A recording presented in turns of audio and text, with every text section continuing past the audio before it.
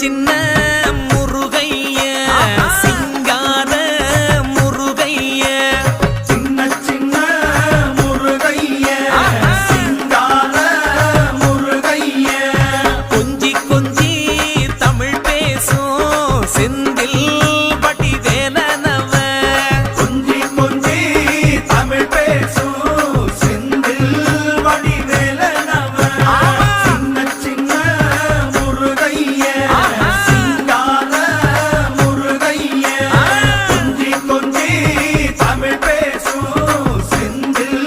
வடிவேலனவ சுப்பிரமணிய சாமி என்பார், கார்த்திகேயன் என்பார், சுவாமிநாதன் என்பார்,